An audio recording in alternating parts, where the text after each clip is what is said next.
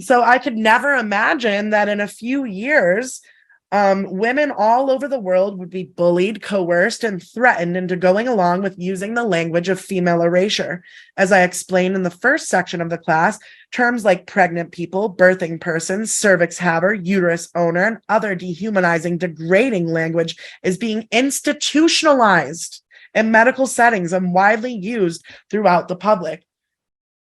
And when I was in high school, it was all the like really preppy guys that wore Calvin Klein. And now in 2022, Calvin Klein started this whole Mother's Day campaign where they featured a heavily pregnant woman and we're calling this person a man. And they also featured a man, all feminized. We're calling that a woman.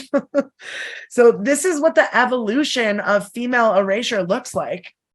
This attack on women is a direct attack on babies and children, and by extension, of course, the entire family unit, as exemplified by this 2016 article titled Transgender Pregnancy, the Making of a New American Family, end quote.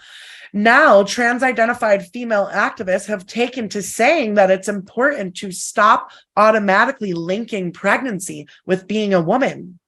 As we continue through the remainder of the class, it's going to become more and more apparent that this underlying message behind the push for trans rights and artificial womb tech is just that, decoupling pregnancy and birth from being female and being a mother. So an increasing amount of propaganda about womb transplants is being created, and a common theme depicts a feminized man who's looking off into the distance, all sad, and we're supposed to feel bad for him as he laments about his inability to get pregnant and dreams of being able to do so with the use of womb transplants. Like, this is literally a repeat pattern in these articles. Oh, sad trans woman, sad man can't get pregnant. Oh, what's the solution? Womb transplants, artificial womb tech. And we're going to see more of that as we go on. So in gynecology, Mary Daly also predicted that men would seek to produce, quote, flesh and blood substitutes for females through practices like male transsexualism. She foresaw the future, our present, where males create projections and replacements of the female self in the form of robots, which she referred to as solid waste products of technical progress. I love that.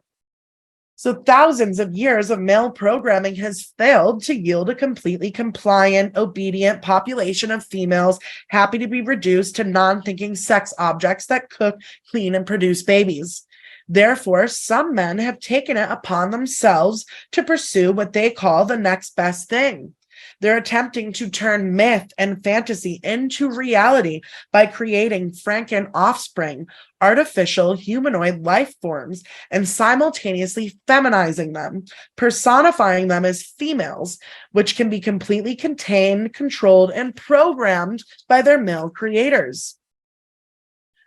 Dr. Kathleen Richardson, professor of ethics and culture of robots and AI at De Montfort University in England, is the founder of the campaign against sex robots. She's great. She explains, quote, sex robots emerge out of commercial and illegal ideas about sex where you don't have to have empathy for one another. You don't have to take into account what they're thinking and feeling and experiencing, and you can objectify them. I'm anti anything that turns human bodies into commercial objects for buying and selling, end quote. So in part one of this class, I explained how practices of female infanticide and sex-selective abortion left a massive gap in China's population, and now men are buying sex dolls and robots that they see as sexual replacements for women. Aside from liberal feminist articles from women with titles like female sex robots, feel free to replace us if you want to, there are hundreds, if not thousands, of articles and possibly millions of comments online from men talking about why they prefer sex robots to women and that, we should just be completely replaced. So many messages like this. One man explained, women don't act the way we want them to, talk the way we want them to, or even have a basic understanding of men and how they think. Women are just something that men put up with because they have no other options, but soon there will be more choice than ever before, and that day can't come soon enough. Choice, more choice than ever before.